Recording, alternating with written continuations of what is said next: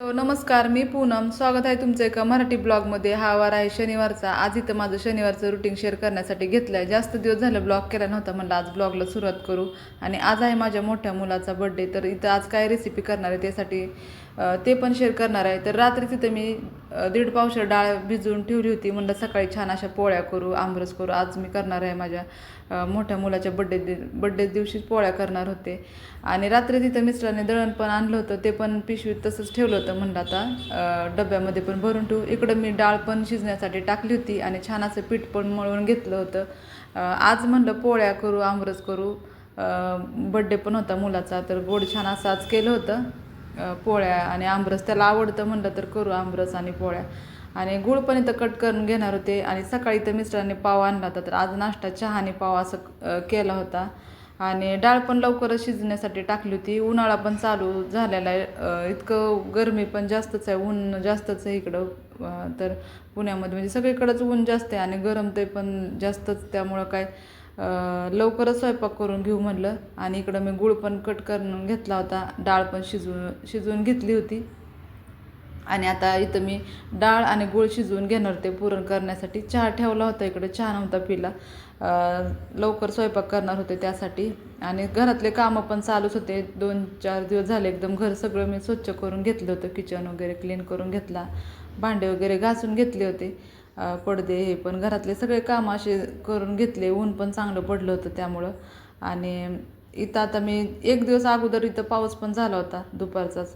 आणि आता इथं स्वयंपाकाला पण सुरुवात केली होती. ब्लॉग पण जास्त केलाच नाही. एका 10-12 दिवस झाला असेल चॅनलवरती ब्लॉग केलाच नव्हता. आणि आज म्हणलं ब्लॉग पण करू. तर इथं डाळ आणि गूळ आता शिजवून घेणार होते.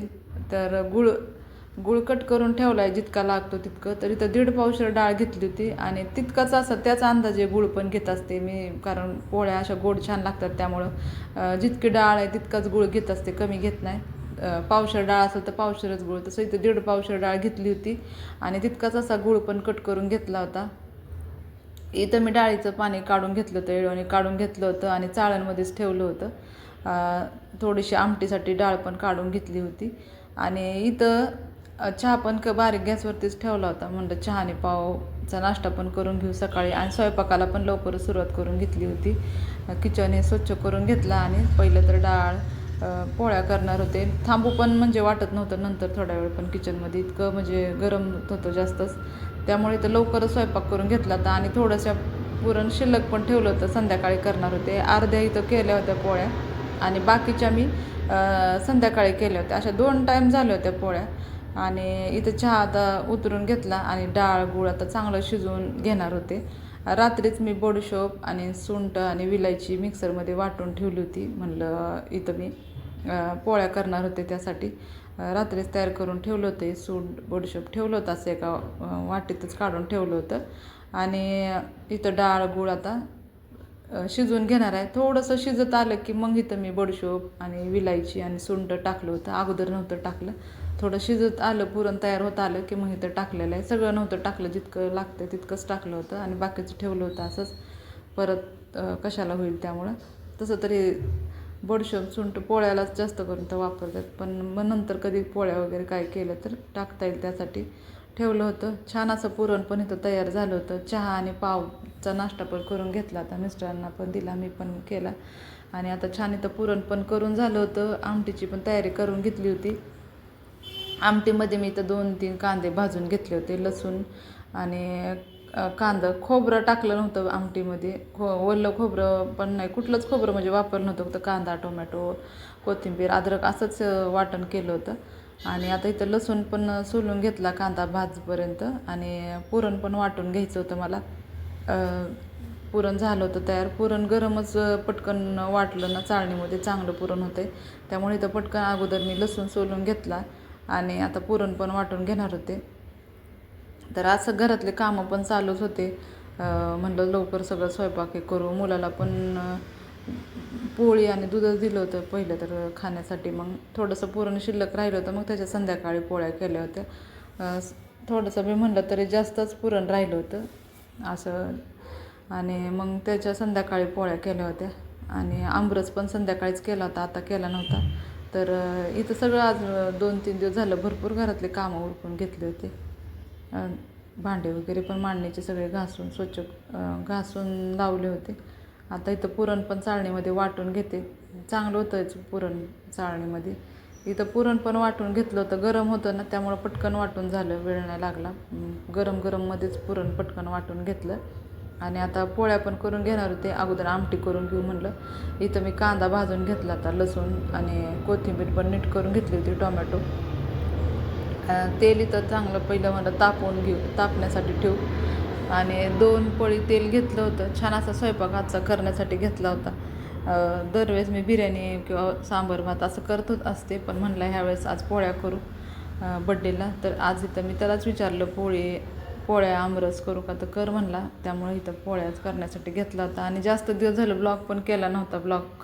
जमतच नव्हता ब्लॉग करण्यासाठी. म्हणलं आजचं रुटीन पण थोडंसं शेअर करू. आज मुलाचा बड्डे होता, छान अशा पोळ्या केल्या ते. आणि थोडंसं दुपारनंतर बाहेर पण गेलो होतो आम्ही. तर इथं मी अगोदर तर मसाला वाटून घेतला, थोडंसं पाणी टाकून छान असा इथं मसाला पेस्ट करून घेतली. कांदा, टोमॅटो, खोबरं, कोथिंबीर आणि लसूण पण टाकून आमटी छान होती. पण इथं कांदा अशीच आमटी केली होती, कांदा भाजून, टोमॅटो, कोथिंबीर हे टाकून. तेल इकडं तापलं की कढीपत्ता, आमटीला कढीपत्ता लागतो असतं, तिथं छान असा कढीपत्ता पण टाकलेला आहे. आमटीला कढीपत्त्याने म्हणजे छान होते. असं बिगर कढीपत्त्याची आमटी नाही एवढी छान होत. आमटीला कढीपत्ता पाहिजेलच. तर इथं मी कढीपत्ता पहिला टाकला आणि हे वाटण करून घेतलं होतं, हे पण टाकलं. सगळं चांगलं तेलामध्ये सगळं परतून घेतलं, मस्त तेल सुटेपर्यंत. त्यानंतर त्याच्यामध्ये आपली घरची चटणी आणि हळद, मीठ इतकंच टाकलं होतं चवीपुरतं. तर छान अशी आमटी पण करून घेतली पटकन अशी. आता पोळ्या पण करणार होते आणि इकडं दूध पण तापण्यासाठी ठेवलं होतं. म्हणलं लवकर देता येईल त्यामुळं, कारण मुलाला मी नाश्ता दिला नव्हता, हेच देणार होते, दूध पोळीच देणार होते. त्यामुळे लवकरच स्वयंपाक करण्यासाठी घेतला. तर मग मिस्टरांनी चहा आणि पाव खाल्ला होता. तर इथं आमटी पण करून घेते पटकन, म्हणजे छान अशी हळद, मीठ आणि घरची चटणी इतकंच मसाले टाकले होते आणि हे वाटण करून घेतलेलं हे. आणि बाकीचं तर पुरण असंच ठेवलं होतं झाकून संध्याकाळसाठी. आणि थोडेसे भांडे पण होते, ते पण संध्याकाळीच घासले होते. आता फक्त स्वयंपाक करून घेतला. इथं मी चवीपुरतं मीठ पण टाकून घेतले. आता आमटी तर करून झाली, आता पोळ्या पण करून घेते पटकन. असाच सकाळीच लवकर स्वयंपाक करून घेतला आणि थोडंसं रुटीनचा बी ब्लॉग केलेला आहे. छान अशा पोळ्या आता करून घेणार होते आणि 2 टाईम होतील अशाच मी पुरण टाकलं होतं. 1.5 पावशेर डाळ भिजवण्यासाठी टाकली होती. त्यामुळं इथं येळवणी काढून घेतलं होतं, हे पण मिक्स करून घेतलेलं आहे छान असं. आणि थोडीशी डाळ पण शिजलेली मी काढून घेत असते आमटी करण्यासाठी. आणि पोळ्या, आमटी असं करून झालेलं होतं. आणि संध्याकाळी जास्त म्हणजे आता थोड्याच पोळ्या केल्या होत्या, म्हणलं संध्याकाळीसाठीच, कारण मिस्टर पण म्हणले होते मी संध्याकाळीच खाणार आहे पोळी. आता फक्त मुलांसाठीच केली होती पोळी आणि मी पण संध्याकाळीच खाल्ली होती, फक्त पोरांपुरती. आता इथं थोड्या पोळ्या करून घेतल्या आणि बाकीचं पुरण शिल्लक ठेवलं संध्याकाळसाठी. आणि संध्याकाळी छान असा आमरस पोळ्या केल्या होत्या. आमरसचा पण ब्लॉग मी केलेला आहे, त्याची पण रेसिपी म्हणजे शेअर केलेली म्हणजे ब्लॉग केलेला आहे. ते एडिटिंग नाही केला, हा मोठा ब्लॉग होत होता, जास्त मग यूज येत नाही. त्यामुळं म्हणलं ब्लॉग दुसरा करता येईल आमरसचा. आणि थोडंसं बाहेर गेलेलंचा पण थोडासा ब्लॉग केला होता, ते पण एडिटिंग करायचं आहे. आता इथं मी पहिलं तर पुरण छान असं वाटून घेतलं होतं. इथं पोरांपुरत्या अशा पोळ्या करून घेतल्या आणि बाकीच्या संध्याकाळीच आम्ही करून घेतल्या होत्या. आम्ही भात आमटी असंच खाल्लं होतं दुपारी. आणि इथं आता पोळ्या पण छान अशा करून घेतलेल्या झालेल्या होत्या. आणि आता स्वयंपाक तर उरकून घेतला. इथून मग गरमत होतं, वाटत होतं पहिलं बंद करू सगळं स्वयंपाकाचं. 12 पण नसतील वाजले तरी पण इतकं गरमत होतं. आणि पटकन सगळं स्वयंपाक असा जितक्या लागतात तितक्या 4-5 अशा पोळ्या करून घेतल्या आणि बाकीचं असंच ठेवलं झाकून सगळं. तर छान अशा पोळ्या करून झाल्या. हा टायमिंग आहे संध्याकाळचाच आहे. आता हे सगळं किचन सगळं स्वच्छ धुवून घेतलं मी, पुरणपोळ्या करून घेतल्या. आणि बड्डेचा केक पण आणायला जायचं होतं मला, आवरायचं पण होतं. तर पहिलं तर मी हे सगळं उरकून घेतलं, किचन हे सगळं स्वच्छ करून घेतला. आणि आता हे आंबे पण आणले होते, दुपारी बाहेर गेले होते, येताना आंबे घेऊन आले होते. तर छान असे आंबे पण भेटले होते.